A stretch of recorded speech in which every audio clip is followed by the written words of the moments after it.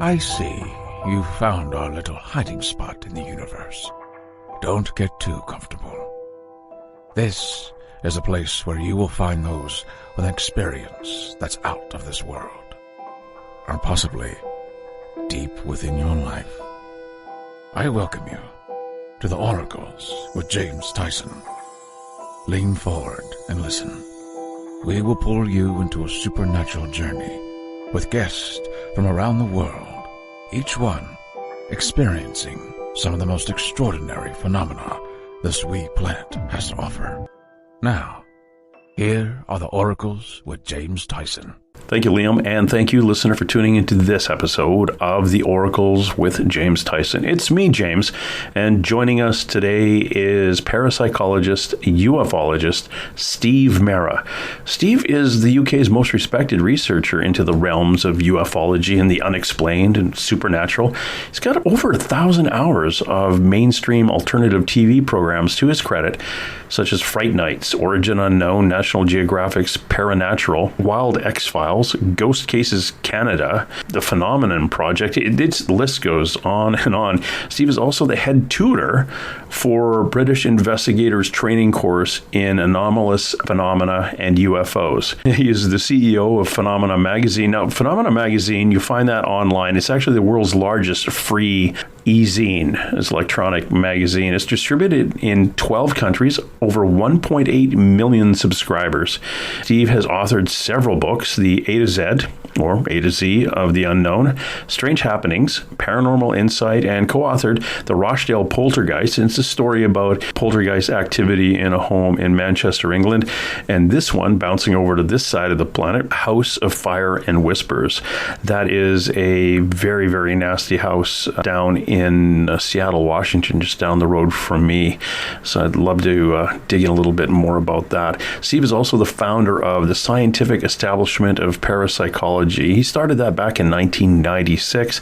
He took over as chairman of MAPIT, the Manchester's Association of Paranormal Investigation and Training, and that was established by a guy named David Rees back in 1974, and who passed it on to Steve. Steve and I are going to talk about some very, very interesting things. One of the things that we will touch on is where he and his investigative partner, Barry Fitzgerald, who you may know from, I think he's been in 56 episodes of Ghost Hunters International. Pretty hard-nosed investigator. He and Steve have, I think they're 2 years into a 5-year project called Project Doorway. So if you're ever wondering where these UFOs may be coming from, we're not talking about the ones that we think might be, man-made and the government's flying them, but who the heck knows? But according to a number of recent surveys, a UFO is seen every 8 seconds around the world. And have you ever wondered how so many UFOs are actually getting here?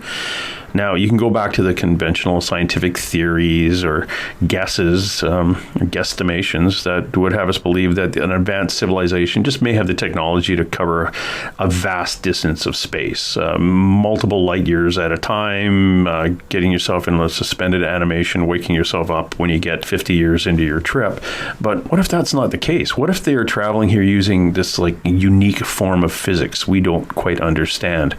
Perhaps they are umping in and out of our reality, utilizing Earth's very own electron-diffused regions, better known as portals, what Steve and I will talk about, mostly Steve will talk about, as gravitational anomalies. And that's possibly how they're going to be bouncing around. So that's basically what we're going to do.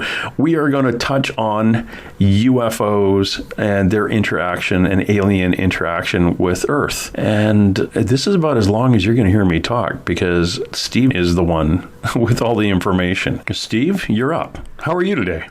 Oh, thanks for having me on, James. Absolute pleasure to be able to talk with you from the other side of the world, we could say. Yeah, it's amazing that we can do that.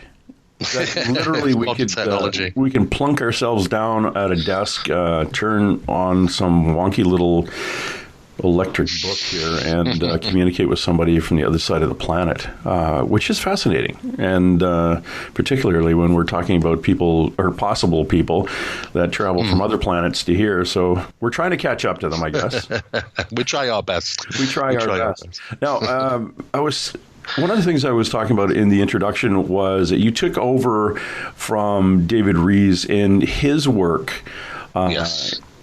And one of the interesting things, and what just jumped out at me, was he'd been doing it since 1974. And a lot of people don't realize that a lot of younger people now think that the UFO phenomena has only been bouncing around for a decade or so. Yes, that tends to be the general idea for most people, especially from the flying saucer era days of 1950s. Yeah, I tend to think that that's kind of when the subject was born. But the longer you actually spend in this subject, researching aerial phenomena, we could say, you kind of go full circle. I mean, obviously, when I started, my first investigation was back in 1983, 38 years ago. And my mentors told me that we are dealing with nuts and bolts crafts being flown by extraterrestrial beings which are traveling to Earth in a linear fashion from their planet to ours, and that was the general idea. It was the scope of the things at that time. But boy, have we come on so much over the years that really has opened the doors to a lot more possibilities that are involved in regarding true aerial phenomena. We do know that the research goes back considerably a huge length of time. I mean, even if we just want to look at, for instance, the pictograms and artist work that has taken place representing this phenomena in paintings, in graphics, in arts throughout the 1300s and the 1400s and 15 and 1600s. They're immense, and they're all over the world. And we have to say that this isn't purely by chance. This isn't the imagination of artists that are just saying, hey, I'll just decide to paint this in the sky. These are very well thought out images and paintings, very well-known paintings, and it's worldwide. It's not something that's just been contained within one aspect of society. It's worldwide. But what's interesting is that during the 14 and 15, 16, 1700s, this phenomena was considered to be had a religious connotations to it. In fact, anything that was seen in the sky was probably thought to be godly or angelic in nature. And therefore, you would see it across a lot of images and paintings, artwork of the crucifixion of Christ, biblical scenes, even the famous painting of Jesus being baptized by John the Baptist. There are thousands of these paintings all over the world, artwork, drawings, and they are still being discovered. So we have to consider that the people of that time were aware that we had things in the sky that could not be, at that time, readily identifiable. But then if we want to go back further than that, we can go back into the biblical, biblical days.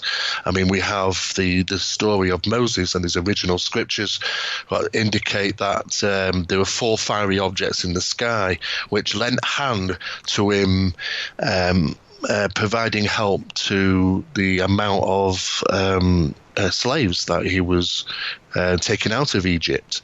And of course, the stories are very interesting because the stories tell that these things descended, and at pinnacle times during their travel, there was starvation obviously was setting in, that a strange substance fell from these objects or was given from these objects, which was referred to as manu or manna. In Hebrew that would mean spiritual nourishment, and it stopped them from starving. It actually, not only that, but it made them healthier, and they would be able to conduct that very long trip, which took a considerable length of time. Now, when you read these scriptures, you have to kind of look between the lines and go, okay, what was he referring to? Well, these things are sometimes in plain sight within these scriptures. If you take the reference to Alexander the Great, where now he was very well known for besieging cities. He was quite a conqueror in the sense of speaking, and the story has it across scriptures that he was trying his best to besiege this particular city, which had 50-foot walls. They were huge, very much fortified. And there was a lot of struggling to try and besiege that city until one day, 2 flaming shields descended from the sky, firing a pencil beam light down at the wall, which caused the wall to crumble and allow Alexander the Great to invade the city and besiege it. Now, that is pretty much plain text within the scriptures. What you don't tend to see now is these in modern books. You don't tend to find there's more and more of these incidents that involve, you could say at that time, heavenly visitors have been taken out of a lot of the books that we read nowadays. In fact, there's more scriptures which talk of these incidents, which some of them will probably never come to light. It traces back to the days, to Babylonian days, really. But if we want to refer to the very first beings associated to sky gods, it would seem it would be the global, you could say, the global practice of worshipping serpent beings. Now, the serpent gods of old were associated to these crafts, and if you really research that, it goes back to 700 BC. I can't seem to go back further than that. There doesn't seem to be enough information out there in regarding going back further than that. And certainly my colleague Barry Fitzgerald, who's also very attuned in this type of research, is found references to these serpent gods all over the world. And it seemed to be a thing that was taking place around about the same time. Of course, different cultures and different societies may have different references to these things. And of course, even some ancient buildings were built purposely in association to contact or interactions with these beings, which we visited around the world. And some of these are still standing and are absolutely fascinating of how they've been built. So really, when you open the door to ufology, there are countless other doors that's going to swing open, and that's going to be into the crop circle phenomena. It's going to be into the mutilation phenomena. It's going to be into those profound incidents where they involve supernatural, paranormal occurrences, or even cryptid sightings in association to ufological encounters.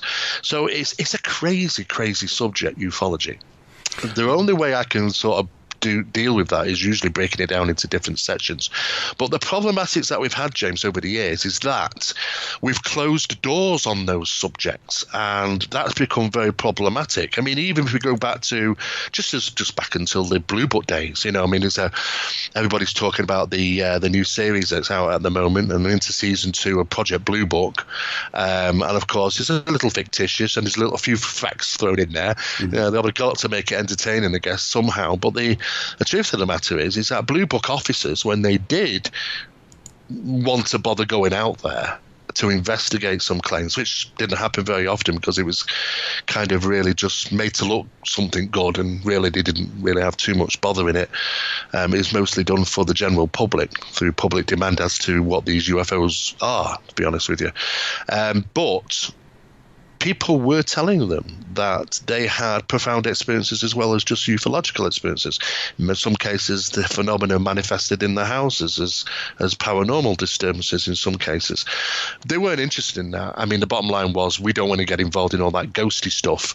Let's just stick to the facts of extraterrestrial contacts, possibly, or misidentifications of aircraft and so on and so forth. So, I talk about ufology all over the world now, and what I'm trying to do is advance the subject. I think for most researchers will agree now that certainly the leading ones throughout the world, is that it has become rather static.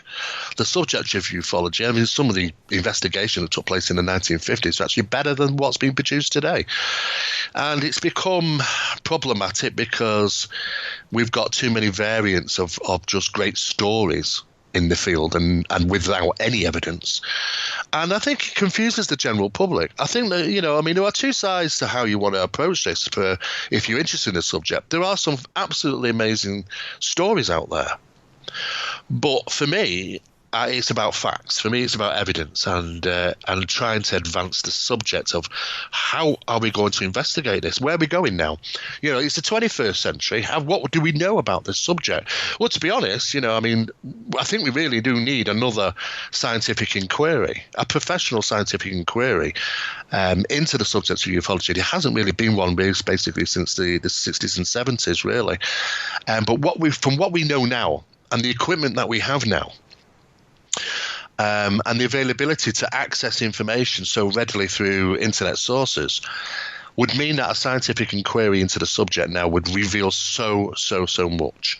And the more we've pressed into those areas, it's kind of the best way to describe it is that there is an outer circle to ufology and there's an inner circle to ufology. From being on the inside, from being an investigative researcher and lecturer, you will, after some period of time, realize there's an inner core where information is only circulated to a few. And everybody else is scrambling for information on the outside. Within that outer circle, there's a lot of colourful people and colourful stories which muddy the waters tremendously.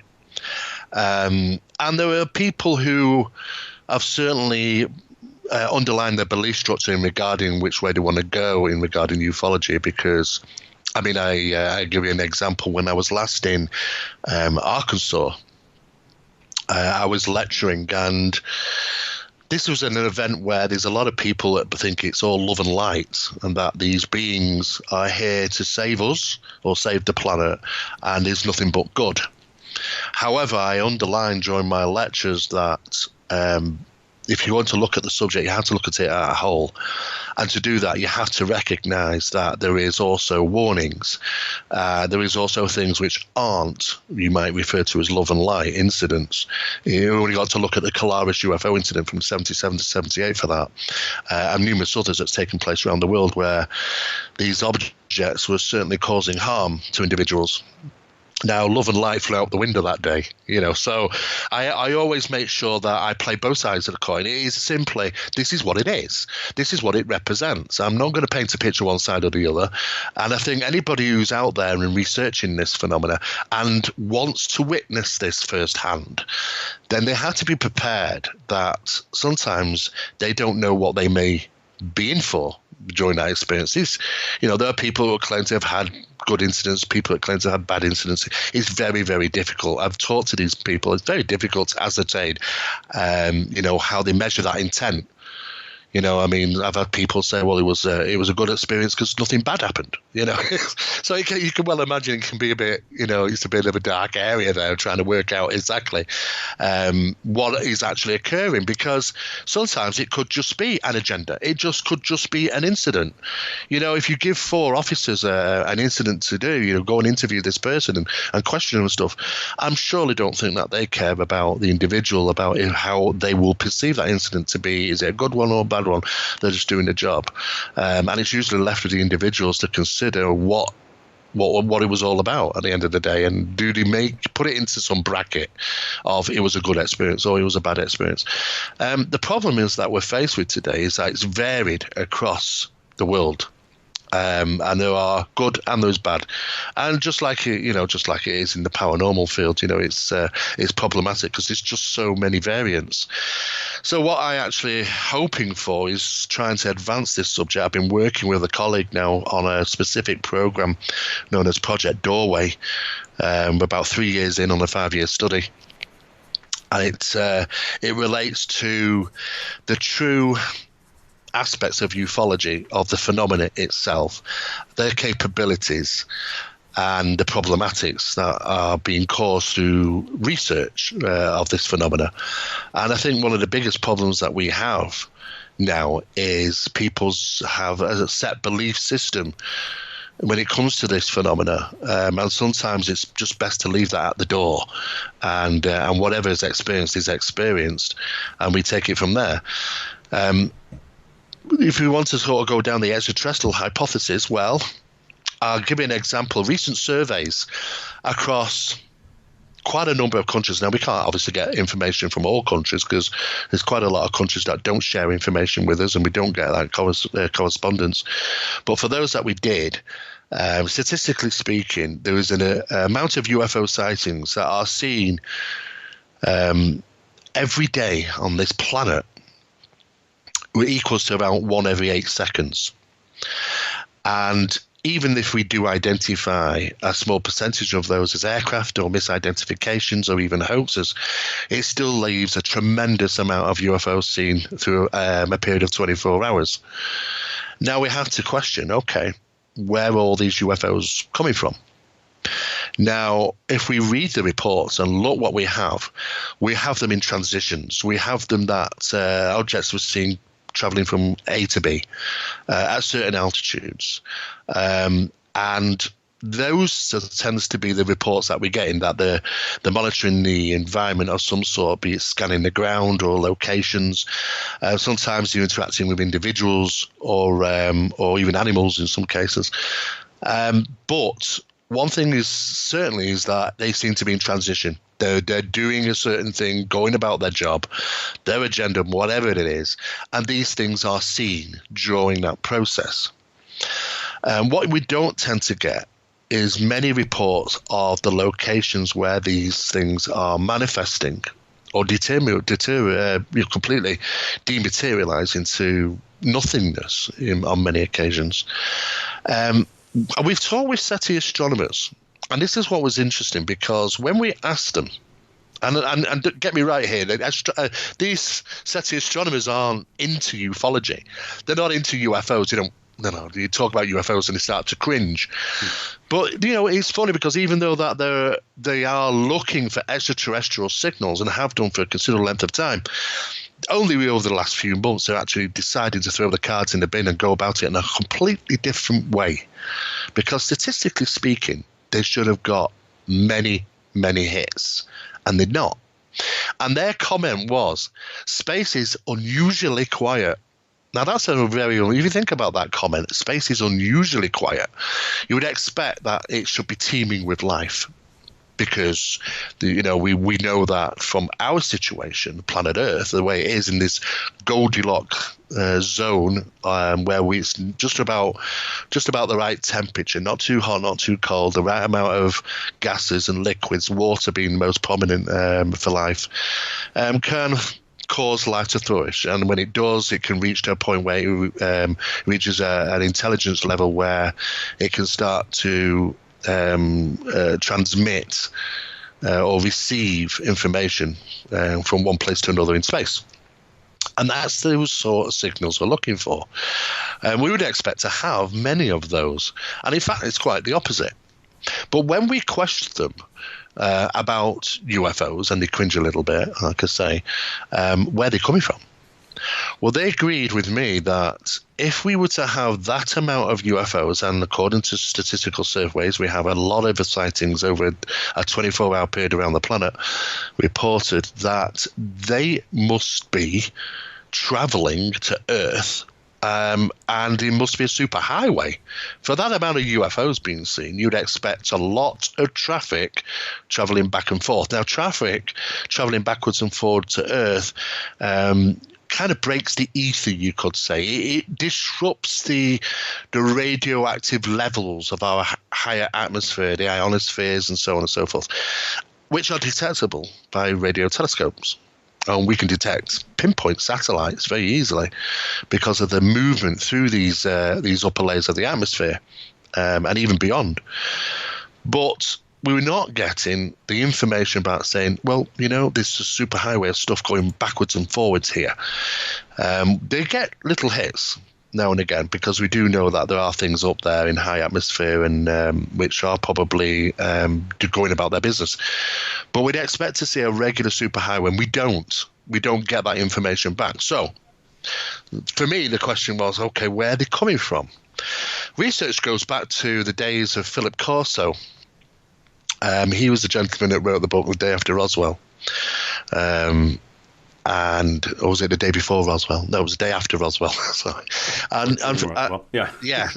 And in 1982, he made a reference that the United States government were looking at 5 major magnetic anomalies on the planet Earth, where ufological phenomena was taking place, or manifesting, we could say. Areas where they seem to materialize, go about the business, and sometimes relocate back to that location and dematerialize. This has been a sort of pet subject really since the latter 80s for me, and I'm trying to figure out what evidence there is to support that. If that is the case, and the US government are aware of these pockets where this phenomena is utilizing, then I would expect to find such areas through evidence, through people's witnessing these events. Well, I just jump in really quickly there. Have you ever been up to Sedona, Arizona? Oh, yeah. I have. And there's a lady up there, Melinda Leslie. Now, Melinda is a contactee, and I think she comes from a family of abductees and contactees. Yes. And she takes you out on the tour, and she gives you night vision, and you see them. I was having a conversation with her once, and she said there was a group, a number of couples showed up, and they wanted to come out and do the UFO tour. And one of the fellows said, do you notice that as they go across the sky, about over top of that geological feature, whatever it is, they just disappear? And she says, yeah. And he looked at her and said it was a portal. Mm-hmm. And the other part of the group kind of huddled around, and they said, yeah, we're from NASA. We brought our wives here to see the portal. Yes. So when I was watching the groups of these little spots in the sky moving and reacting to our handheld laser pointers and things, they were disappearing over the area. They said it was a portal, and I guess before that, people just assumed they were just getting too far out of sight. But they were going from bright to not existing, and then all of a sudden, things would pop out or just appear. So it made more sense that was a portal, and of course, if we believe Melinda and believe these people, NASA knew about it or knows about it because the employees came out to show their wives UFOs coming and going from a portal. Yeah, it seems to be one of the most secret little things that they keep towards themselves in regarding the aspects of ufology. This isn't just random events.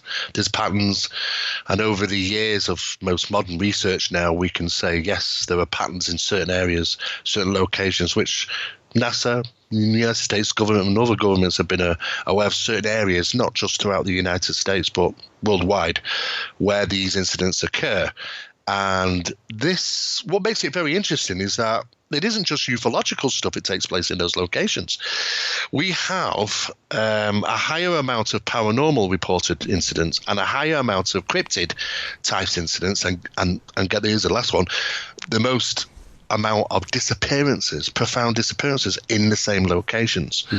I think all you need to do is really talk with David Pilates on his missing 4111s to realize very quickly that the same locations where these profound disappearances have been taking place, and let's face it, there is quite a lot now. And when we say profound, I mean, 1 minute they're there, seconds later they're gone, or they're just profound, really profound. You couldn't work them out. They don't fall into normal physics as we know. Those type of incidents have been going on for a long time in the same areas, same locations of these, what you could refer to is high positive magnetic anomalies in association to these objects. But the problem for us is that we've been held back within these subjects. The ufologists have been forced into a box, and a lot of them don't tend to look outside into the other boxes, be it the supernatural, spiritual, paranormal, metaphysical. There are other aspects to the subject, and I don't think we can gather all the data and conclude by being sat in just the ufological box. We've got to tear down those other boxes and look at the subject as a whole. And that's what we've been trying to do, because we think the advancing of the subject, well, it's certainly not been it's been a disadvancement to us, really, because we had the UFO guys not even get into the paranormal. We had the paranormal guys say, I'm not interested in UFOs. And really, we were never going to get a full picture of what was really going on with this subject. But over the years, we've kind of realized that, especially over the last 5 years, is that there's definitely, without a shadow of doubt, a conscious connection between a lot of this aerial phenomena, true aerial phenomena, and the individuals, those observers of the phenomena. And it's really no different than the the double slit experiment, which was, it shows that when we actually are looking at an object, that it actually acts different because of the observation of it. I think this was initially put together by the Weizmann Institute of Science, and they conducted some highly controlled experiments demonstrating these beams of electrons and how they are affected. So if I put it in simple terms, if I've got a pencil in my left hand and a pencil in my right hand, and you look at the pencil in my right hand, then the actual atoms, the electrons within that pencil you're looking at, act differently than the pencil you're not looking at. We know that there's a very much likelihood that this connects into the paranormal realm. Without getting into the paranormal too much, if you investigate the poltergeist infestations, and there are people out there who have investigated these a long, long time, we discover that most actions, most incidents where things are being moved or thrown happen once you take your eyes off them or you're not looking in that direction. The theoretical science that's involved here is the fact that the phenomena itself can't conduct that act because of you've the restriction of the electrons because you're looking at them. It's exactly the same thing with the old pencil effect, really. If you actually look at what the electrons are doing when you actually look at these things, they're kind of held in space and time. They're kind of locked as like a round ball. And as soon as you take your eyes off them, they open up as like a string or wave pattern. And fly off in different directions. It's as if like they can freely move to do so once you're not observing them. And when you observe them, they're kind of locked in location. Now, there could be the fact that poltergeist disturbances, actions that do happen, a lot of those incidents that happen, such as objects suddenly flew across the room, we didn't actually see it leave its place, but we knew it happened. The actual act took place. Could be because the fact is that we are restricting the action from taking place because we're looking at the objects. So we're kind of working in where the paranormal is somehow could be associated to the ufological aspect with this conscious connection. There's something which is connected, but once you're actually looking at something, there's something within those electrons that know that observation is taking place. And that could simply be that whoever is occupying, even the crafts themselves maybe, have an awareness to them that they are being observed at certain given times, which means that when you're out there investigating these things, and it's happened to us countless times all around the world, that sometimes they'll allow us to film them, other times they'll do nothing. There's absolutely nothing going on until you put the cameras away in the trunk, and as soon as that happens, all hell breaks loose, or something is seen, or something manifests. But it wouldn't have done so because we had the cameras out, and that has been proven time and time again that they seemingly are aware of our actions, be it that we want to film them. It could be just different measures of intent. We know this from the 1980s because there was several orders given, the shoot-down orders by military pilots on some of these objects. And what happened was they were reporting that everything was going fine, just normal procedure, until we put weapon lock on these things. And at that point, just prior to it happening, they did a highly evasive maneuver. The pilots weren't able to lock on. So they gained control, and of course, they try and put lock on again, and exactly the same thing happens again. They do this counter maneuver to stop that action. And the pilots were confused because it was as if they knew what was coming next. Knew what the pilot was thinking before he actually physically hit a button. Exactly. They measure the intent of the pilot. So it's just like measuring the intent of the observer. You might be on the ground videoing or photographing one of these things. You might be in the air as a pilot.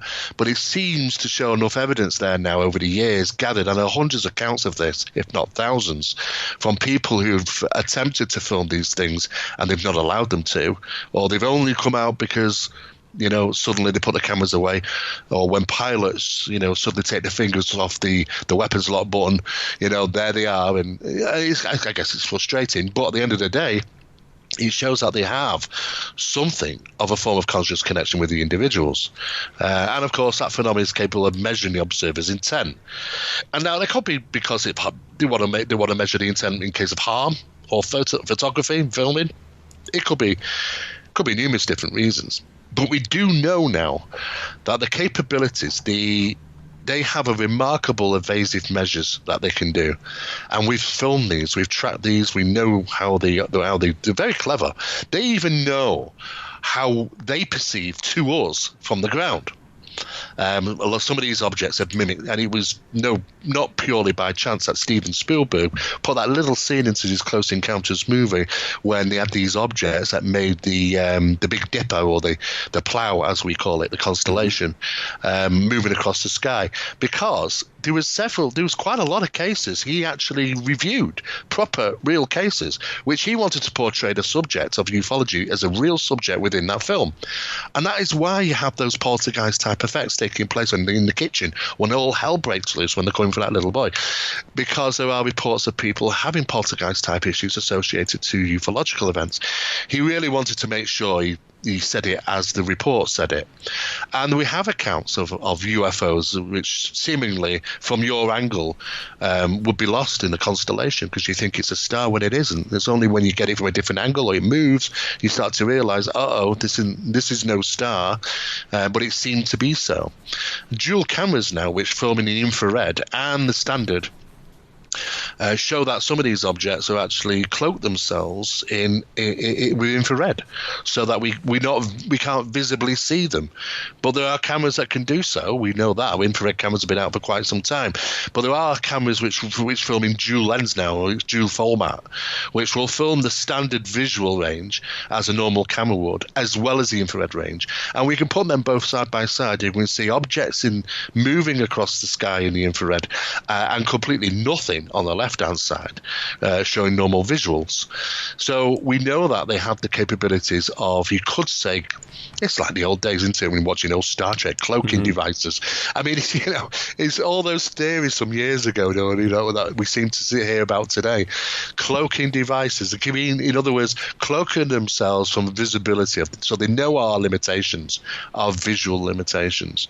But we also have the fact that there's a number of problems when people come to film these things, or even seeing these things, because psychology will tell you that we all kind of perceive slightly different. Nobody's exactly the same, to be honest with you. And there are certain things that can take place when these objects are seen in the sky. I mean, for instance, they can resonate at certain frequencies. If they resonate around about 18 hertz, that kind of matches the human ocular resonance, and it can cause objects to shimmer, when in fact we're saying they're shimmering when they're not. It's just our eyes see it that way. We can only tell you from how we perceive, you see. And of course, even the differentials in light can alter, because some of these things oscillate at a certain speed, the light sources, that when it gets around about 17 milliseconds, you can't work out if it's red, blue, green, orange. And you've got people glimpsing little sections of that and saying, well, it was orange, and this other person said, well, no, it wasn't, it was blue. It gets confusing, because these people have all seen the same thing but might report something slightly different. And most of all, we also know that they can generate an infrasonic sound. Now, we are limited again. We don't hear infrasound. Animals, birds, insects do. And we do know that they can generate certain frequencies. Again, it was shown in Spielberg's movie. When you have those incidents, and people have reported this, all of a sudden the crickets suddenly go deadly quiet. It's absolute, there's nothing around. And all of a sudden, something manifests, a UFO is seen, and so on and so forth. When you actually look at the data, there is actually what's actually happening here is that the crickets or the birds and so on and so forth go quiet because they're hearing an infrasonic sound. And that infrasonic sound, how crickets work, I mean, I've walked through cricket fields, and when you're walking through the long blades of grass, even just brushing through them, generates an infrasonic sound, which to them alerts them to go quiet because it's a predatory instinct act, and they just fall silent. And then after a while, the one will chirp and then the rest will start up again. But what we do is that we have these masses of incidents where suddenly everything goes deadly quiet, strangely quiet. And of course, it would seemingly, it's the insects and birds of that location are picking up on the infrasonics. There's an infrasonic sound that's generated from the phenomena just at the time of experience or just prior. So we have monitored, and we've actually got some very low recordings of infrasonic sounds. 48 hertz was one of them, which was coming from the west coast, I think it was the south coast actually, of Ireland, which my colleague managed to capture at 48 hertz.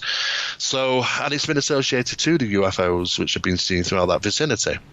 So they have a number of little tricks that you can do, and I think in some cases we are seeing the effects in the environment prior to seeing the objects, and this is why obviously sometimes people will report those strange things.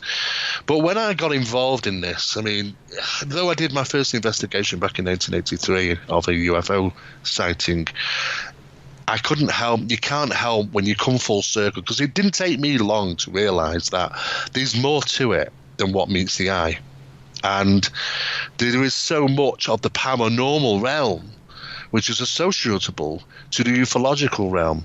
And it doesn't, you don't have to do much research to figure that out. If we go back to 1918, for an example, Aleister Crowley was a very known occultist in the UK. And he was doing this particular type of seances. He actually went to Egypt to conduct these certain types of channelings and brought through a being in 1918, and he described this being. His name was Lam, Lam, and he claimed he was a being from another world, another reality. And he drew this, Aleister Crowley drew this, and he was a small grey being with a large head. And you got to take into consideration, this was in 1918. If we look at the skull experiments, now the skull experiments is something which is probably one of the most prolific studies of the paranormal through the process of mediumship and psychic abilities. It has taken place in a small town in Norfolk in the UK known as Skull, which produced some amazing discoveries in regarding the field of the paranormal and the manifestations of objects. Those objects were actually kept and put under analysis. These figures also turned up as well during the skull experiment and had large dark eyes and the typical scenario of an alien grey's face, and were claiming that they were coming through the other realities. So it would seem that the process of channeling wasn't just a matter of spiritual channeling, but there was also alleged ET channeling that was taking place as well. So it's kind of came hand in hand, one of the same thing. And that was also demonstrated by two women in America. One was Stella Lansing in 1961, and the other one was called Dorothy Izzat from 1974. And what was interesting about these two women, middle-aged women, housewives, they had an uncanny way of being able to capture UFOs, and not just UFOs, but light phenomena and strange beings, apparitions, ghostly manifestations on cinefilm.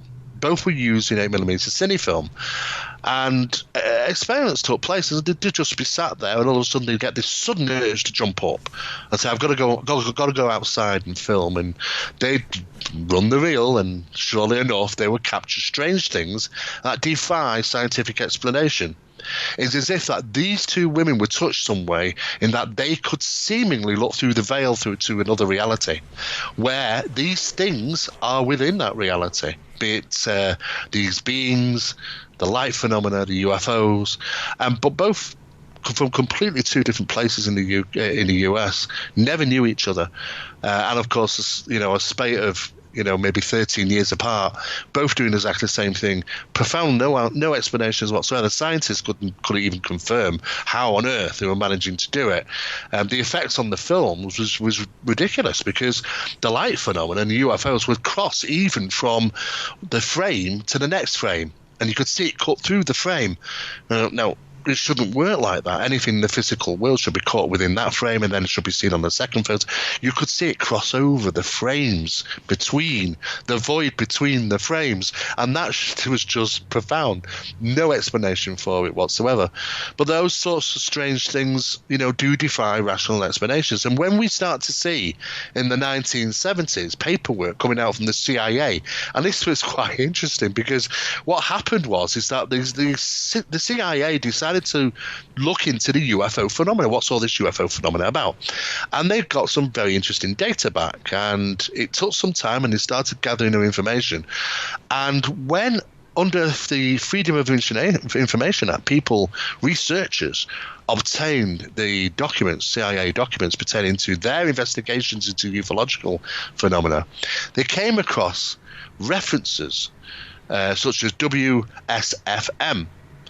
And nobody really knew at that time, what the hell is WSFM mean?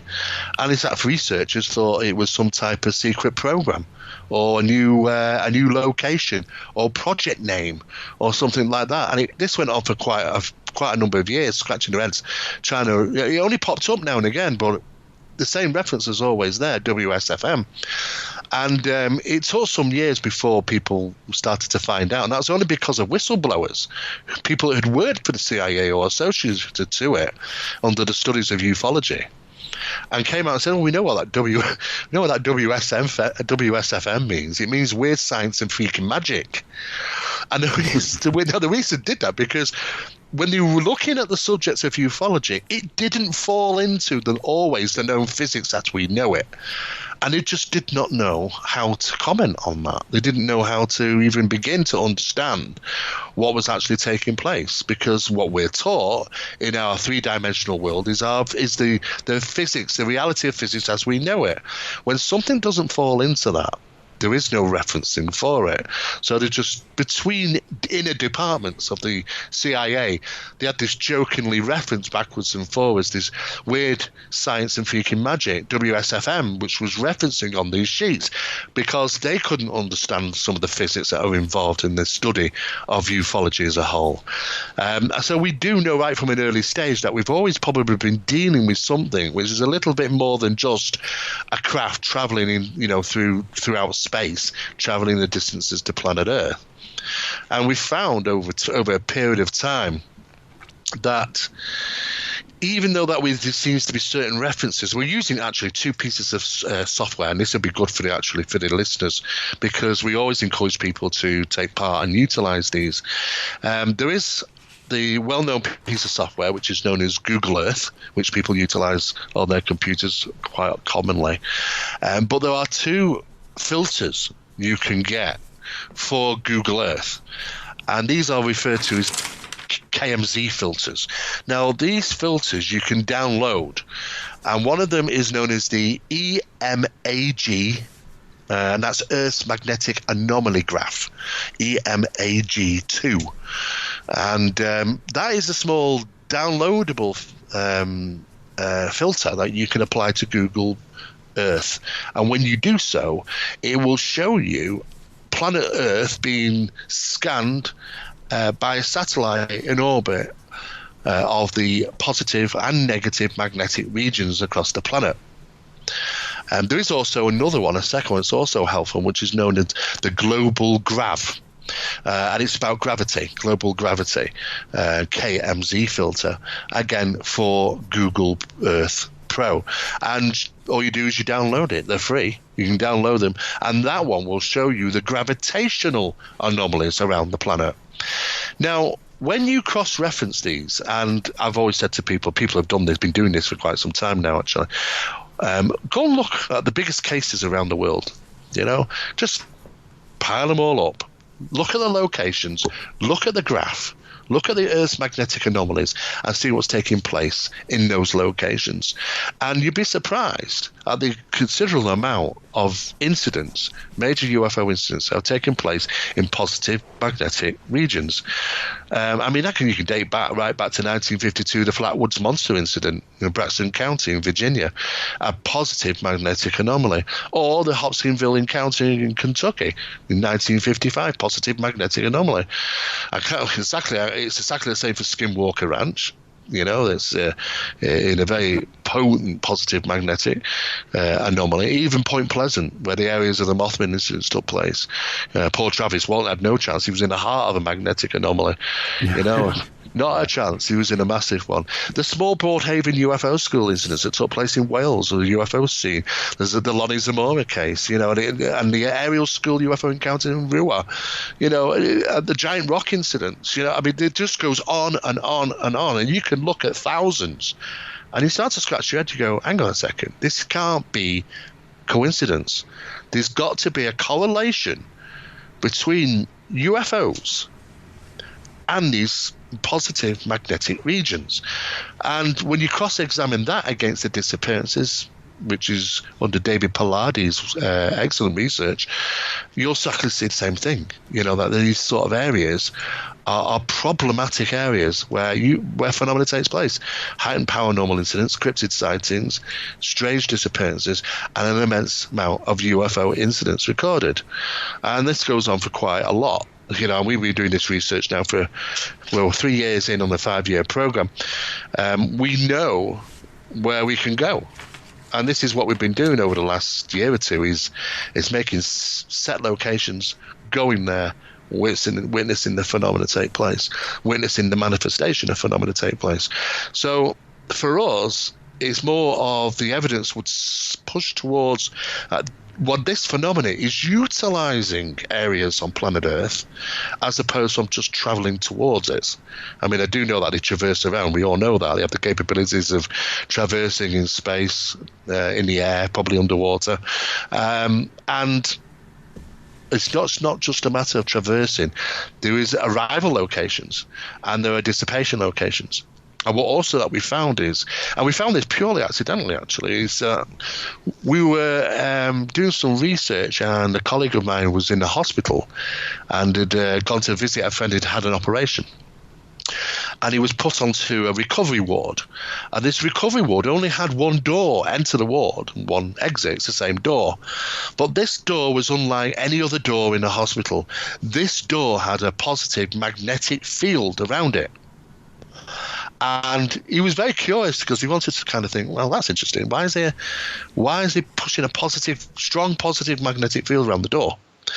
And we had to do some research about the door manufacturing, actually. And it turned out that they're utilizing these now in hospitals because it's very difficult for bacteria to cross. It's a kind of a bacterial free zone, keeps it a bacterial free zone. Bacteria doesn't cross it. It can even kill bacteria, the positive magnetics. So, interesting enough, when we look at these locations on planet Earth, these positive magnetic regions, we also have to say they're also pretty void of bacteria. Well, certainly less bacteria in those areas than other locations around the planet. So where these objects are manifesting from are in areas of low or next to zero bacteria and or leaving in those locations. So it's a bit like a surgeon, who washes his hands before he goes and has to do the operation. And what's he do as soon as he comes out? He washes his hands again. It's seemingly these locations are not just hotbeds for activity, but they're also connected with the lack of bacteria in those locations as well, which again falls under the science. So what we're trying to do here and kind of figure out, well, hang on a second, what is really going on in those locations? Are there portals? Now, I know you said this before, James, about portals, and people have referred to these. And to be honest, I will say I hate the name portal. I hate the name Stargates because it's just very sci-fi to me. It's kind of a sci-fi. And as soon as you start mentioning those very much sci-fi names within good research, people start rolling their eyes.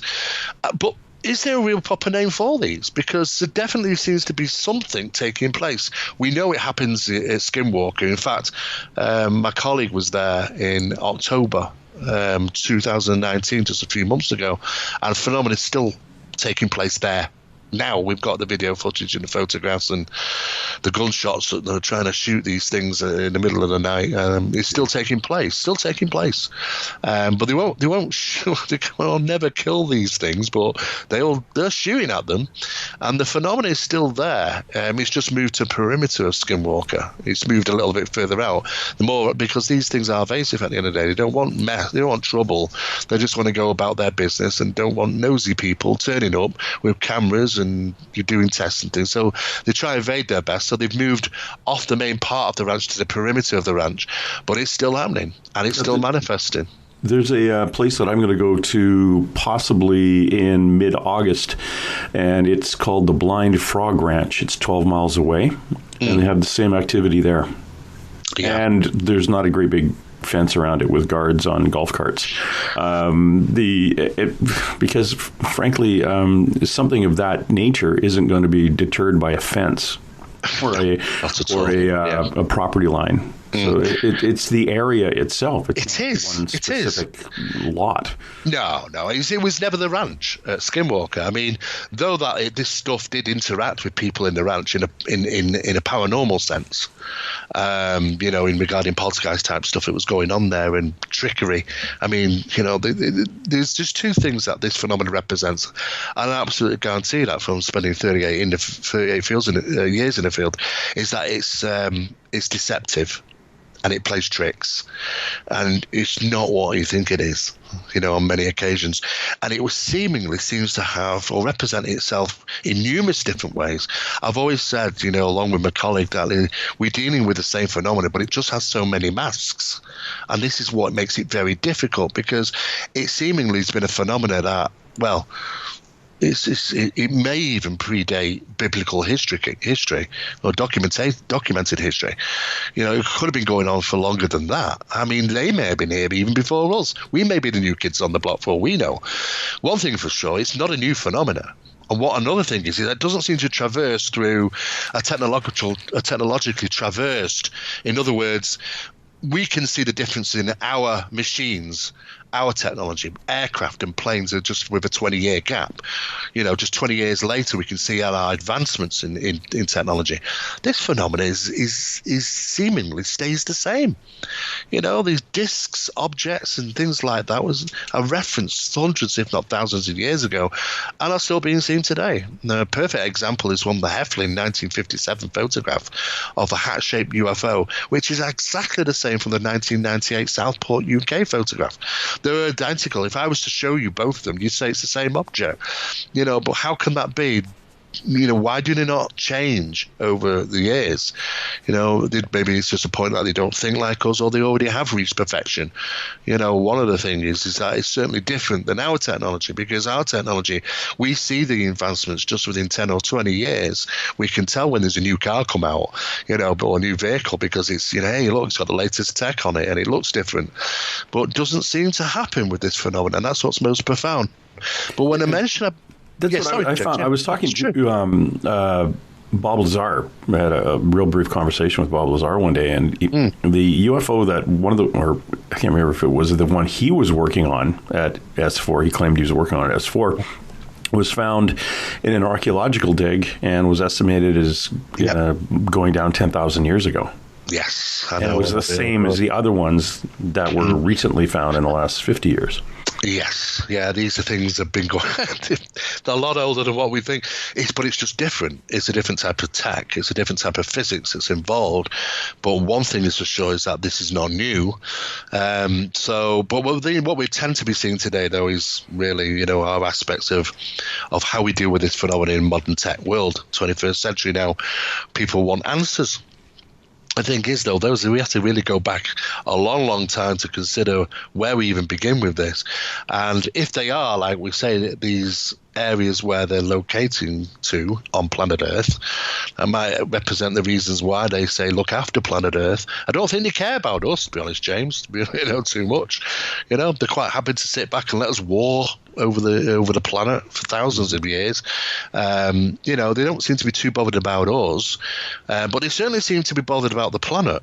And I often think to myself, well, that may be a good reasons why if they're utilising it. If their way their ticket is in to our planet through these different locations, then we have to say, well, are they jumping from reality to reality?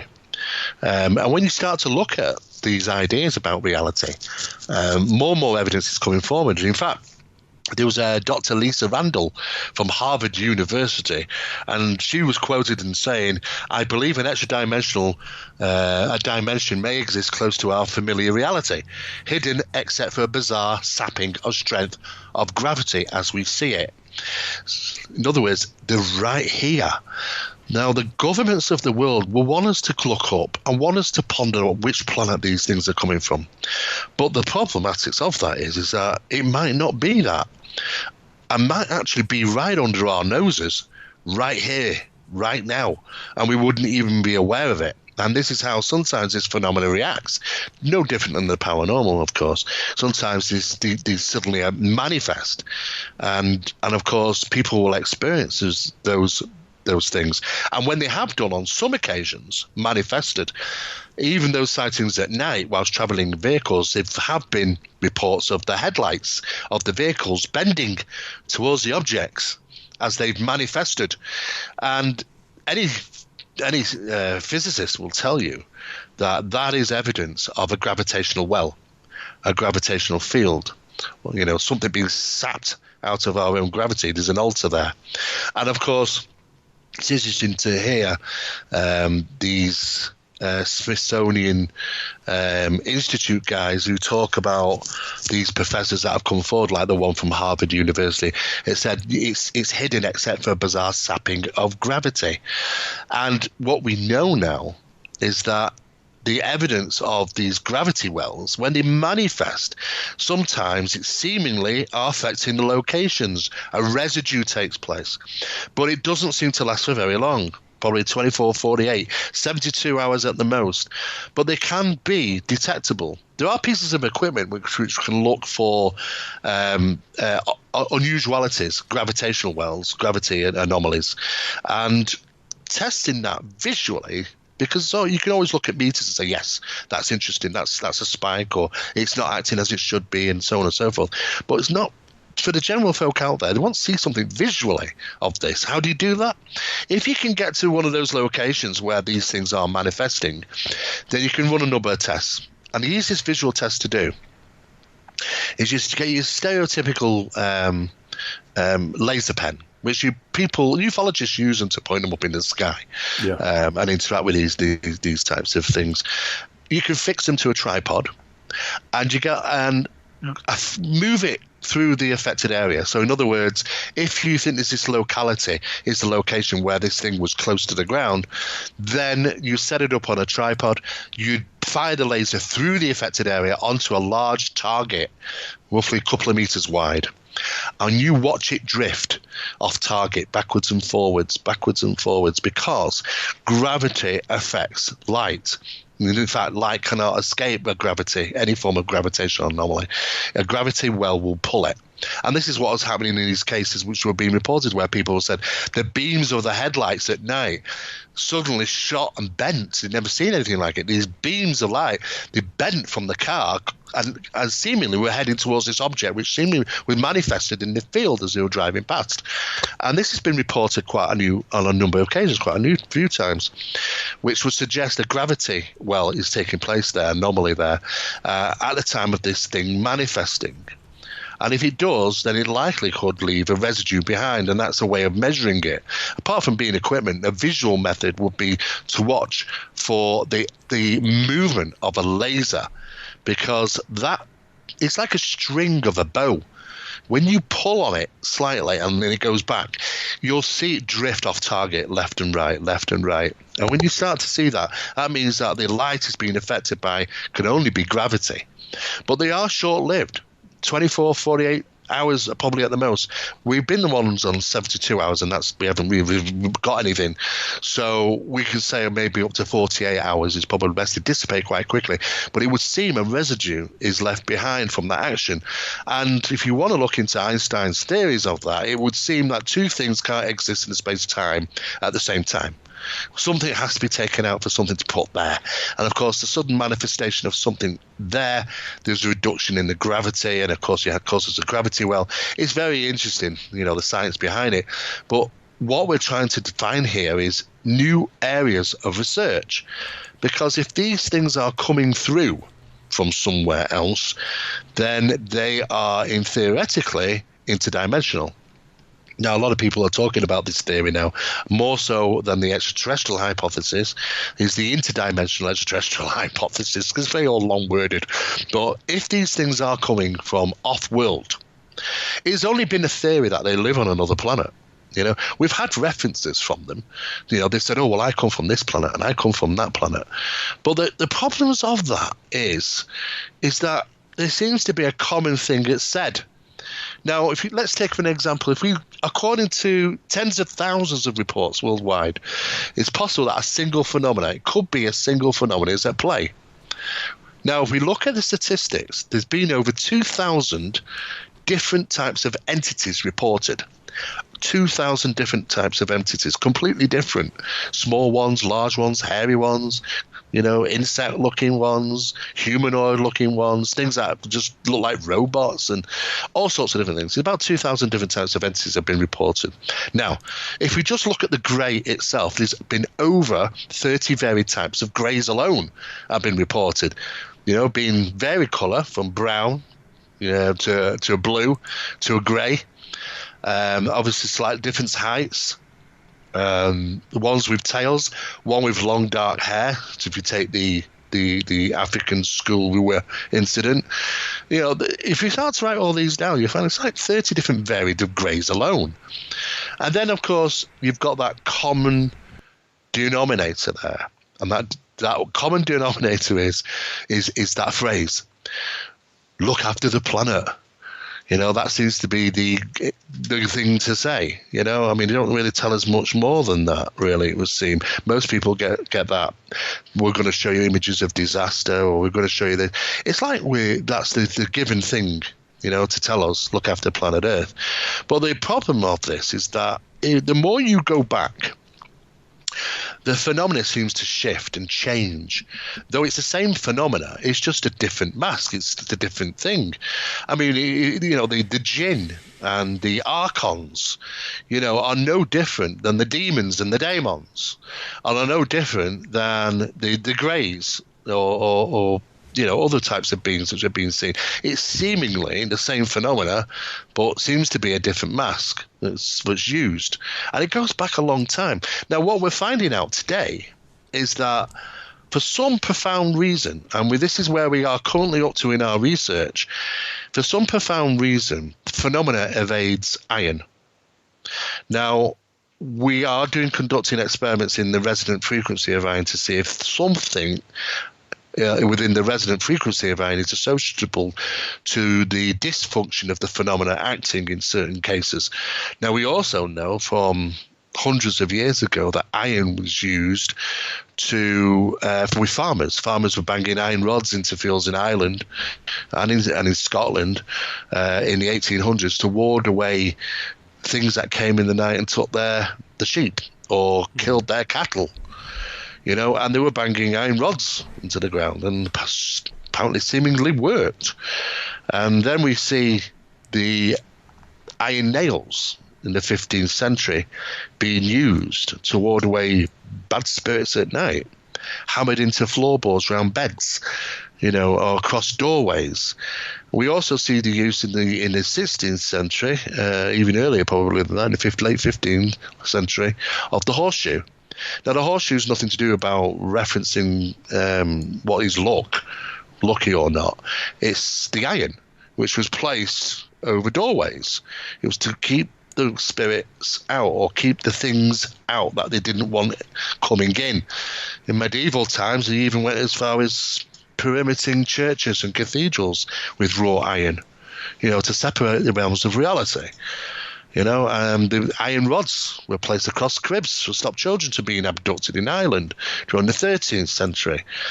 If you want to go to Brazil, South America, they're utilising hematite, to ward away bad spirits. So if you look at hematite, it's about 80 to 90% iron ore is in them. So there's something going on with iron. I'm not particularly too sure, but it seems to be so at least 30 countries have took up the same idea of utilising iron for some reason or another against those things that might come in the night, or those things that might descend from the sky, one of the two. So we start to see little patterns. I mean, if we go back to the days of John Keel, now he was a very well-known researcher. He wrote quite a lot of books. He was involved in the Mothman Prophet cases. And he wrote a book called The Eighth Tower.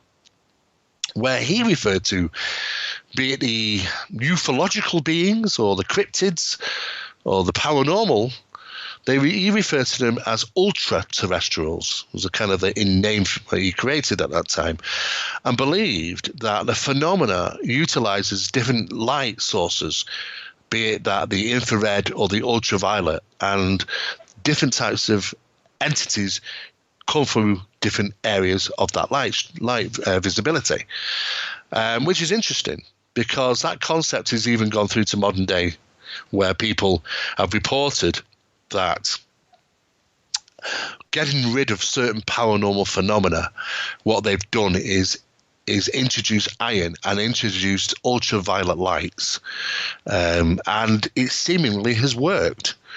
It still continues to seemingly work to help rid disturbances, unwanted paranormal disturbances in homes. And it's even doing today. It was actually still happening last month. A case of ours was closed, after having no experiences in there for several months, after utilizing those two things. And of course, it seemingly has assisted.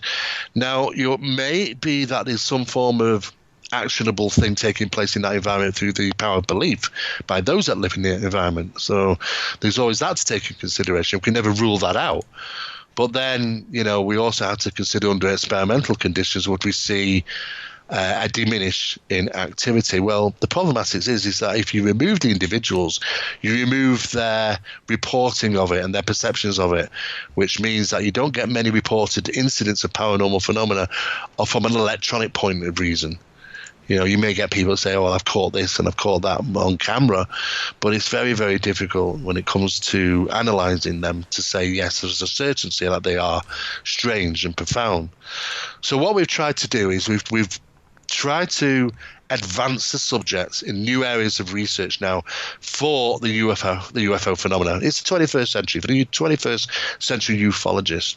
And yes, though we do cover in educational programs that we are involved in, that the aspect of doorways, you could say, people might refer to them as portals and stargates. We try and steer away from things like that.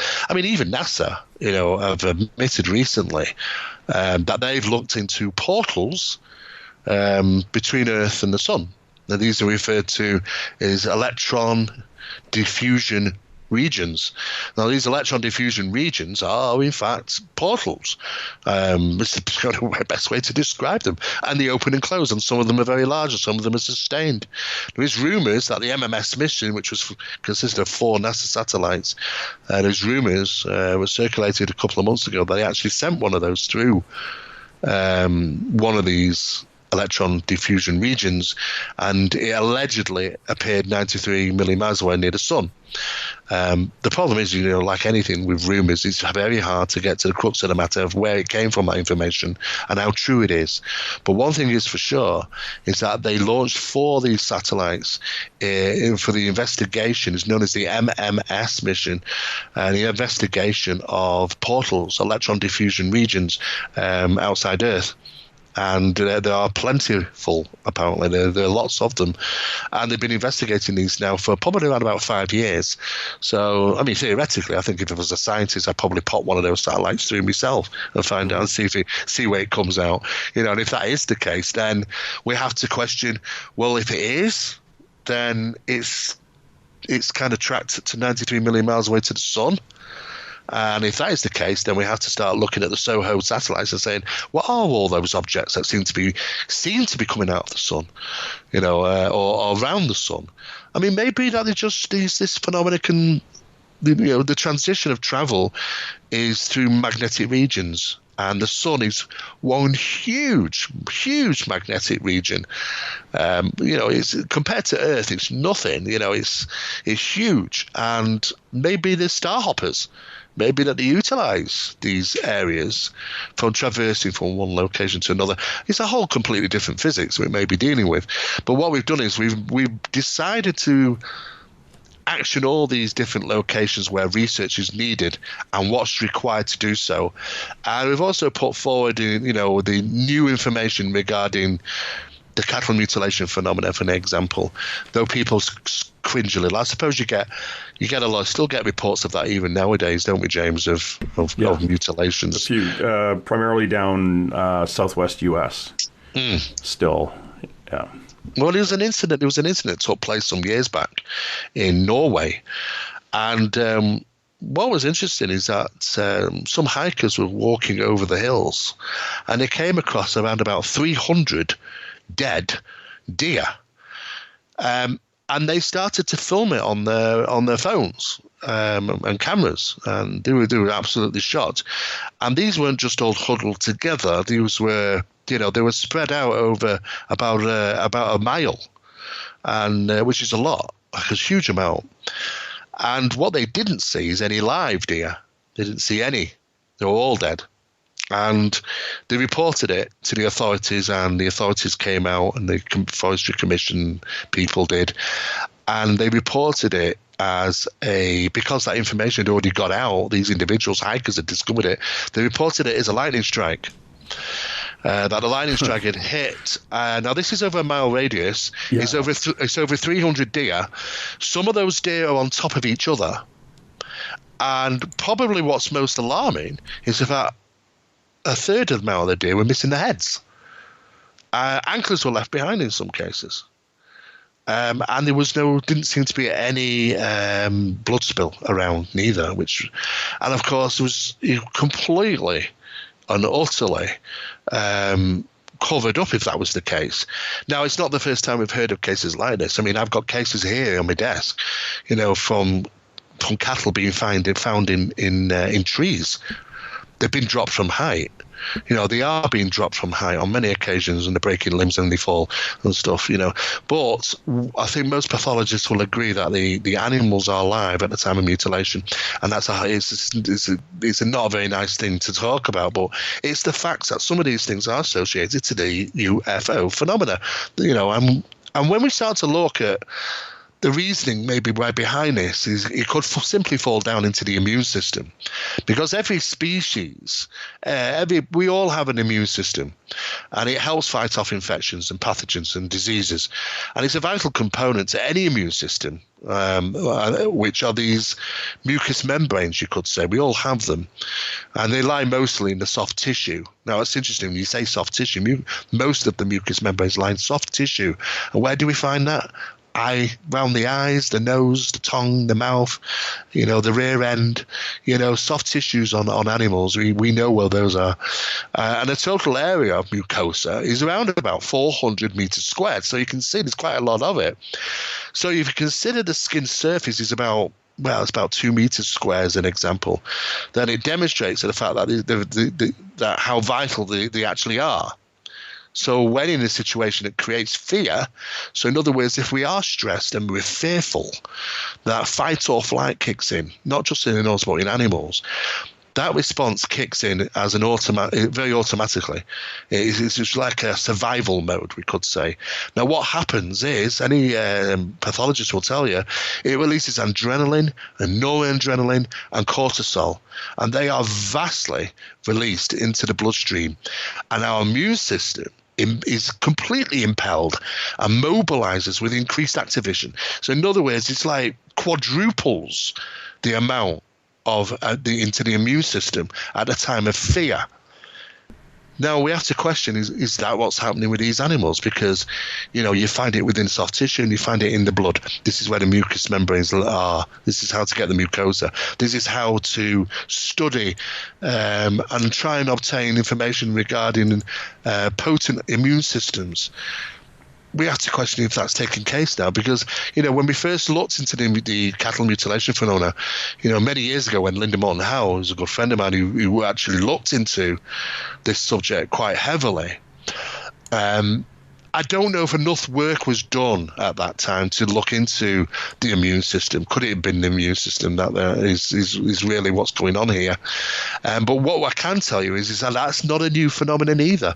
I talked with a gentleman, and he's an Indian gentleman in his 60s, and he said not his father, his great-grandfather. So we're talking 3 generations back here. In India, he said, my grandfather was sent out into the fields running to get cattle in and goats in and things like that, because the lights would come down from the mountains. And if you didn't have your animals in, then, they're likely to be killed or taken. One of the two, they were usually found mutilated. Now, if this is 3 generations ago and taking place in a small town in India where the lights were used to be seen coming down from the mountains and heading towards the fields, and they were rushing out to get their animals in, how long has this been going on for? That's, again, is not a new phenomenon if that is the case. And there are some significantly old cases throughout Ireland, even in Dublin. The head office in Dublin, the government building, has got some documentation there from the 13 and 1400s regarding cattle mutilations that have taken place with farmers across the Irish community. There are some really old documentations about it. So what we've been doing over the last year or so is that we wanted to look at what information is actually out there, James, and in regarding the subject of ufology, and where can we go now? Do we need a new study of this phenomenon? Yes, we do. And we need to employ people to look at the aspects of the paranormal as well. And is there commonality between some incidents and cryptids? I mean, are these guys really animals that live as an animal? Because, there are many people or trackers that will say, well, if you want to look for a large Bigfoot, for an example, you follow the food source, because large animals use large amounts of food, and though that they are physical in nature, there are people that will argue that these things have been seen to demanifest. Sometimes they've been heard and not seen. Sometimes they seemingly appeared in a location as if to clear that location, and they've been seen countless times in association to strange lights and UFOs. Nobody really knows for sure. The community is divided, James, into those Bigfoot researchers that say, yeah, this is real animals and they're out there, and the other half of the community that say, well, I don't know, I think, are they manifested, are they some type of creature or associated to UFOs? The subject's divided. And that's and I'm one of those people, because I used to and I still associate with a lot of internationally well-known psychics who have kind of contact with odd beings out there, and it's both. I have a great opinion. I have an opinion that it's both. Yeah. There's a group of we'll call them extraterrestrials for the lack of a better label, that are protecting those that are the animal. Yes. Yeah, could only be. I agree. Because I got lucky enough to have. Do you know a lot of psychics, or a number of psychics? Yeah, we do. Okay, I want you to. This is a project. Next time you're talking to one, ask them, because a lot of them, they'll tell you they communicated with like the spirit guides or whatever their guide they talked to. 2014, 2015. This kind of goes blanket for very active psychics right around the world. That guide stepped back, and they claim an ET came in, an extraterrestrial being came in, and I had the opportunity to interview one of the psychics guides, this ET, who told us that. When I said, well, Bigfoot real, it basically said, well, yeah, but there's a thing called an echo, EKKO, not the echo like we hear when we talk, but this being is here to protect the animal, the critter that's the Bigfoot. And that's the one you see stands behind a tree and you run around the tree and it's not there. Or it's a diversion. It goes off in one direction while the family of Bigfoot or Sasquatch is running off in the other one. But it's there to protect and keep us away from the actual being, the animal, the cryptid itself. And it's doing that because it needs to preserve that DNA, that original DNA. I agree. There's got to be a separate source here. I mean, it's not always going to fall. It's a problem with these subjects, James, is that, there's always the opposing Is a typical example. The UK has 134 incidents reported of Bigfoot incident sightings. The UK is not big enough to sustain a Bigfoot. No, yeah, what are they going to eat? Yeah, it's this. You travel 53 miles in any direction, you're going to hit the sea in the UK. I mean, there's a small park which is literally 3 miles away from me. It's only half a mile wide, and three independent individual witnesses of a Bigfoot incident in the park. So feasibly, that's in the middle of Manchester. It's a built-up city. It's just, why would anything want to, because we just wouldn't have one living there, and it's very difficult. The UK is so small and an island that we wouldn't expect to have animals living like that. We would have to eat a considerable food source. It would be trackable, very easy, identifiable across the UK. We just don't have that area to hide in. And yet we have 134 incidents. We have them in residential areas. We have them in built-up city areas, and they just don't make any sense. So when we look at them, we have to say that's got to be something else. And what is that something else? Now, most people have reported, a lot of people have reported UFO activity. Some of them have reported them in association to these creatures, whatever they are or what they represent. If there's a bluff going on, then the phenomenon itself has got a bit mixed up, because he didn't need to do it in the UK. He could probably get away with North America maybe, but in the UK it would have been a bit of a wasted act, but he's still doing it either way. But this is not the problem that we have when we're dealing with the subject of UFOs, because we've got so many different doorways that are going to open, where he could take the researcher into different locations of what they want to do within the subject of ufology. So we look, Manchester itself has it's a bit of a hot spot for UFOs, and people, it is. A lot of times, there'd be an Air Force base around. Well, Burtonwood, RAF Burtonwood closed in '94.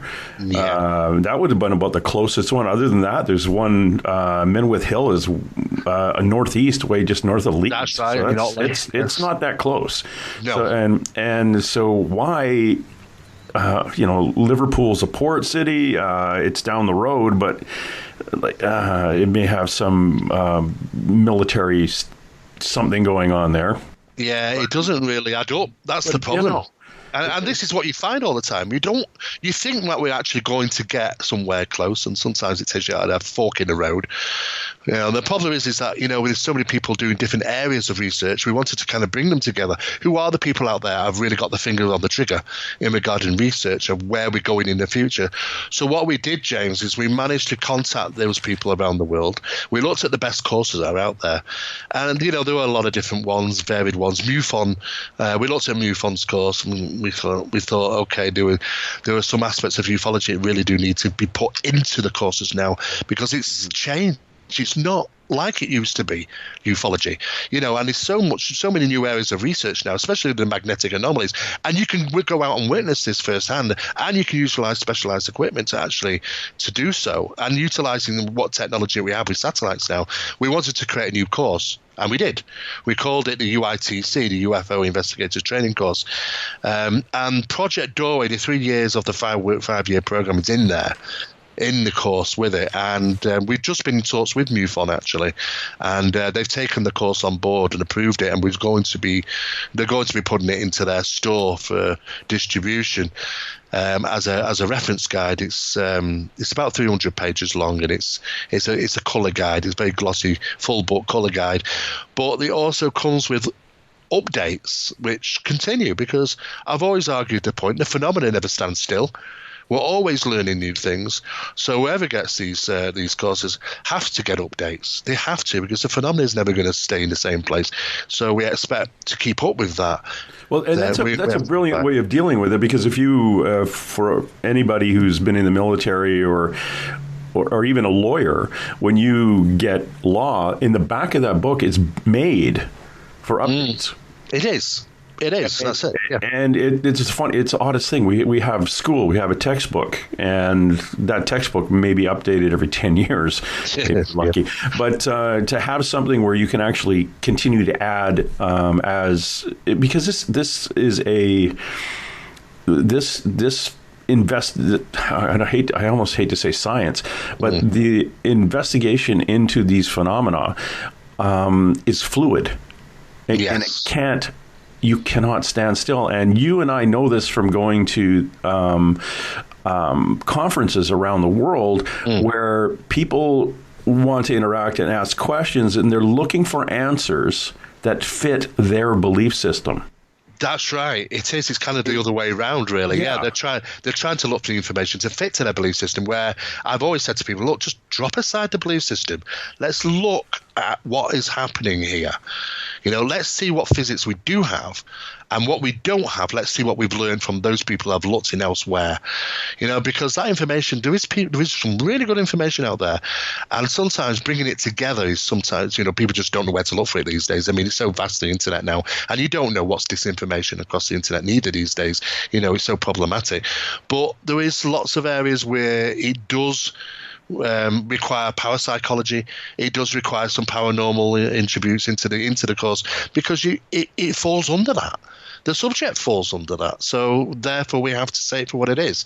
And though that we are working on other courses of paranormal and metaphysical, but the attributes within the ufological course will take the investigator into the subcategories of the paranormal when necessary.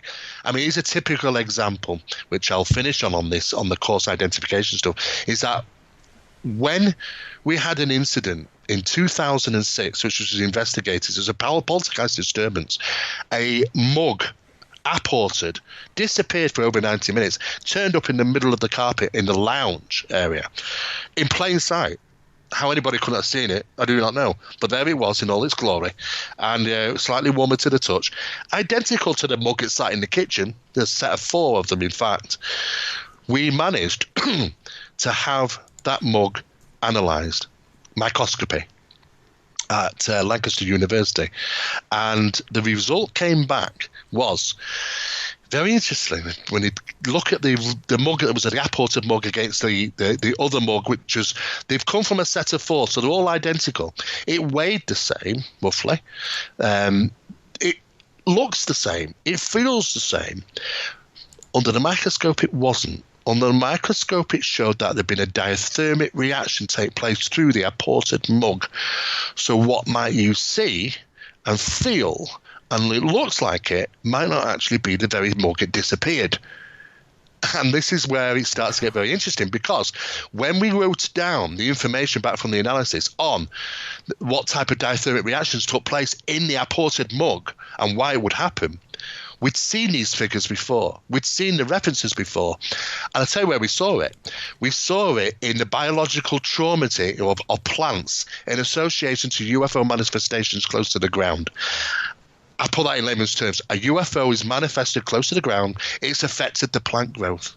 When you take the plant growth and analyze it, it shows you the same diathermic reactions inside, which means the very likelihood of an apportation of a mug and the manifestation of a UFO are utilizing the very same physics.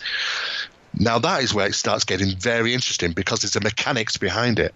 And if there's a mechanics behind it, it means that we can find new areas of research. And this is what we want to do. And this is what we're trying to do with the subject as best we can, James. I mean, I'm going to be over in LA in next weekend at the Conscious Life Expo, which I've been running a UFO workshop there, and I think I'm on the UFO panel there as well. But I get around as much as I possibly can, James. I get to the States quite a lot, of contact in the desert and numerous other places. And I'm trying to say to people, sometimes you've got to empty half the glass and fill it up again, because we can't stay in the same place. This subject is becoming more prominent by the day, especially after the US release of information over the last 2 years now, and people are asking more and more questions, and who's got the answers is the question, and people are still scratching their heads, because they're still looking at the 1950s and 1960s, 70s and 80s idealism of UFO investigation, which is stuck. It's stuck in a rut. And I think, obviously, these new areas of research will actually help advance the study of where we're actually going to get in trying to figure out what the hell is going on with these things, where they're coming from, how they're getting here, and what they're doing, what they're trying to achieve. Is it simply that they just want to get be able to live amongst us permanently. Is that what it is at the end of the day? And with the immune system, they certainly seem to have an agenda, and it's fixed. But the fact is, they've been at it a long time, if that is the case, because these guys are, they seem to have been around for a long time. So, and that's what makes it so fascinating, the subject, because, certainly when you think you've got your finger on the button, something else comes up where there's a fork in the road. And this is what you find, not just in the paranormal, in the ufological as well. So, but it's interesting. I find when there's a fork in the road, you go down that road, there's 3 more forks. Yeah. There always is, James. It keeps us very busy. Well, I want to thank you. We have been with Steve Mera. Now, Steve is the director of, if anybody wants to zip over to phenomenamagazine.co.uk. He's the director of Phenomena Magazine online. And when you're talking about Project Doorway and things like that, and your partner that investigates, is that Barry Fitzgerald? It is, yeah. Most people will know Barry Fitzgerald from the Ghost Hunters International series, which went out across the US. He was one of the lead investigators of that show. But Barry's interest really wasn't always in the paranormal. It was in ancient sites and ufology as well. So he's been a colleague working with me now for a number of years, and some fascinating research he does. Now, you put an end date on your Project Doorway. Yes. A 5-year. What? Well, well, this is the first stage. I mean, the idea was, you see, before Project Doorway it was a Phenomena project, and that'll be for a whole new show, to be honest with you. Yes. I will talk about my kind of 15, 16 years involved in the parapsychological research, and really, you've got to do them both. You've got to do the studies in both to realise we are dealing with what's one similar type of phenomena here, or a phenomena that is utilising the same source, how it interacts in quantum physics and reality and so. So we decided to do Project Doorway after doing 5 years with Phenomena Project. Went to Project Doorway. It was all about the ancient sites, all about ufology. How far does it really go back, this phenomena? Who were these ancient people worshipping? What are these resonant chambers? Why was monatomic powder used? And also these are wonderful little subjects. This is all within Project Doorway. Now, it's more modern science regarding ufology, but it really goes back in time to the ancient days. And that is a 5-year study, which we're 3 years in. We've had to travel all over the world. We've just come back from visiting 19 sites in Malta. And it's really interesting. And there's a big thing in here about terahertz frequency of light, which is coming from the sun, the setting sun, the rising sun, why light source is important, why resonant frequencies of vocal sounds are important in certain key locations of ancient sites where phenomena manifest. The ancients knew a lot more than we did, surprisingly, on that matter. But we've got another couple of years to do, still got a lot more traveling to do. And once we gather that data, then we have to distribute it in kind of a mass load there, because we want to be able to conclude as much as we possibly can, and then we may actually go on to another one. It just depends on what doorways open us, really, as we conduct research. We are finding that there is a mechanism. There's a mechanism in the paranormal. When objects move in poltergeist mass infestations, there's a measurement that can be taken. Same numbers seem to turn up time and time again. There's a mechanism. There's a rule book. And we believe that there's certain mechanisms within the ufological aspects as well. So we're just going to highlight them and allow people a path to go and investigate further. And we are really pushing. I've talked to some of the biggest researchers around the world. I've been on the phone with Jacques Vallée. I've been on the phone with Richard Dolan, and quite a number of other people in regarding a new scientific inquiry into the subject of ufology is really demandable. It really needs to take place, because we can bring so much more to the table now than we can when we did do in the 1970s. So much more. And we can really start looking into, metamaterial analysis, which results will start coming through, implant analysis, which are coming through, which coincidentally they both actually are 4% differentials in isotopic levels on both of them, which means that they both come from the same source. But people will start putting the pieces together over a period of time. So we are getting there, James. It's a long battle uphill, but the whole idea is to take ufology into the next level, really, for the 21st century ufologist. Yeah, and that's where it needs to go. It can't be the stagnant, and we have to teach people. What am I saying? We have to, educate people to understand that. Don't try to, force this round peg into a square hole of your beliefs. Keep your mind open and take information as it is presented, and take it, digest it, and ask questions. Unlike what I've done today, not asking any questions, but I sat through your lecture. This is a good one. It's fascinating. My listener, I'm sure, absolutely loved it too. Again, if you want to see any of the stuff Mr. Steve Mera has put together in his books, The Paranormal Investigator's Handbook, Strange Happenings, Paranormal Insight, The Rochdale Poltergeist, and The House of Fire and Whispers, investigating a Seattle Demon House. Those are all available if you go over to the phenomenamagazine.co.uk and just click on what Steve's books are, and show you a little bit of a link and email address, and send it to him, and see what books he has available, and he can mail them out to you. And remember, he's mailing him from the other side of the planet without a gravitational anomaly to send it through. So pay attention to that kind of thing. And you're coming, and you are going to be in Los Angeles next weekend. That is the weekend of February. Which one? This is this weekend coming up. That will be from the I believe they start the Conscious Life Expo on the Friday, so we're talking the 7th, 8th, and 9th. 7th, 8th, 9th, and 10th. I think it goes for. Yeah, I've a friend of mine is also going to be there. She sells woo-woo stuff. No, she's I'm talking to her next week too about it. It's Apolia.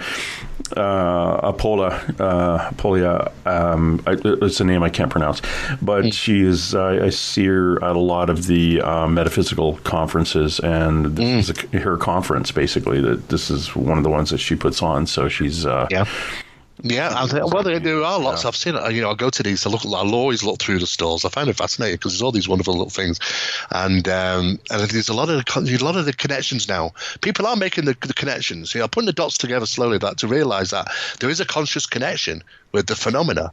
But the problem is that we're battling society.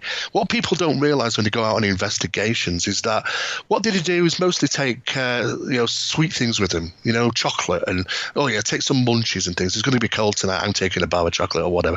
It's the worst things to have, because the amount of refined sugar, it nullifies the fight or flight system.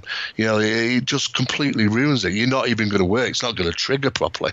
And I've always said, if you do have an experience, listen to your body, because the skin of your body is the biggest organ that we have, and it talks to us. It tells us when we have those experiences, when the hairs go up on the back of our neck, it means that it's experiencing something in that environment that you might not be able to see or hear, but it's there.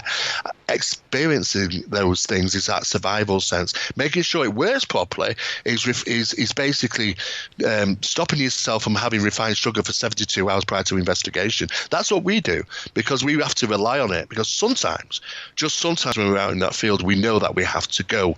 The time is now to leave. We don't overstay our welcome, and sometimes when we're witnessing phenomena. And don't get me wrong, the phenomena can put on a lovely light display sometimes. It can literally glamour you, in the sense of speaking, when sometimes we should maybe take a step back. So it's always good for everybody to understand it's about this conscious connection and listening to your own body as well. So we do kind of get into that side as well. So Conscious Life Expo covers all those sort of things as well, about the consciousness and about your body and listening to it, because there's a lot around us. Just because we don't see and feel it and hear it, it's there, and it's tuning ourselves to it sometimes. Yeah, evolution, or whatever you want to believe, has made our body into its own little group of antennae, and it's for our own survival. So pay attention to that. And anytime you're out doing an investigation, pay attention to that and make good notes. So take a notepad and pay attention, and write this stuff down if your hair's tingling at a certain point. And I find I don't want to talk to the other people about stuff when I hear something or I see something or I feel something. I'll just write it down and then I'll bring it up later. Yeah, that's always this point, because usually when I hate to say something out loud over top of ghost in haunted locations. Well, that's somebody exactly. will say, "Oh, did you hear that? I just heard a voice from down the hall." Meanwhile, underneath what they're saying is a little kid going, "Hi, I'm a ghost. Can you help me?" Exactly. But you've covered it all up because you've been chatting about the bang. It does travel like that. It does work like that. We've done experiments and took 21 people into a house which wasn't haunted, and we fed them with prior knowledge and expectation, and we sat back for 4 hours and let the flood of reports come in, and boy did they come in. And it just goes to show that the power of belief and prior knowledge or expectation of phenomena will create it for them. And people will report all sorts of strange things, and we tell them afterwards we're not even in a haunted environment. It goes to show that the psychology of the human mind and how it works. But we also know that true phenomena can actually pick out an individual. It's a new phenomena which was referenced as communication, a form of communications, which actually targets an individual, like it targets a tape recorder and not the other 2 tape recorders running next to it. Yes. Amazing, that drives me crazy. It's known as transplacement, James. And this new area referred to transplacement means that they can use us like pieces of equipment. It's just like those guys that were born with hearing impediments and use those cochlear ear devices, which generate frequency of vibrations across the ear canal and hairs to help them hear. It's exactly the same process. So when somebody turns around and said, "I've just heard this," and nobody else has, it doesn't mean he didn't, because sometimes now there could be that the phenomenon is directly associated to them. In other words, it's communicating with them and using us as a piece of equipment, just as they have with tape recorders. And you set 3 identical tape recorders up and run them, and you've got a female voice on one and a male on one and nothing on the other. And you think to yourself, they're supposed to record in the harmonic range, and we're not hearing it. Then you have to question what physics is being used. And of course, I'll have to go through all that and another. So we'll get off to another thing. Steve, I want to thank you for dropping by to this side of the planet, from your side of the planet. And we're going to set up a time maybe when you get back from Los Angeles, and we'll have you back on talking about one of your other experiences. And I'd like to get a little bit more about the courses you've put together. Well, they're available. I mean, we've got details up on the Phenomenon Magazine website, phenomenonmagazine.co.uk, and it's listed under the page heading Stellar Courses. It tells you everybody about the course there, but it will be for sale in the US under MUFON. They're putting it up on their store, I believe, next month, and it's due to launch, I believe, next week, actually, at Conscious Life Expo. So it will be available. But like I say, anybody who does those courses gets those free updates all the time, because, like I said, you do need those free updates. We certainly do. That's how this line of investigation, this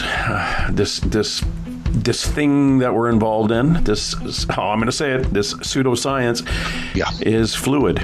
And we have to keep it fluid, and we have to come in with our minds opened. And you certainly do that. So I really appreciate your take on these investigations and the phenomena itself. Steve Mera, thank you very much. Thank you very much, James. It's an absolute pleasure. I look forward to. While you sleep all alone.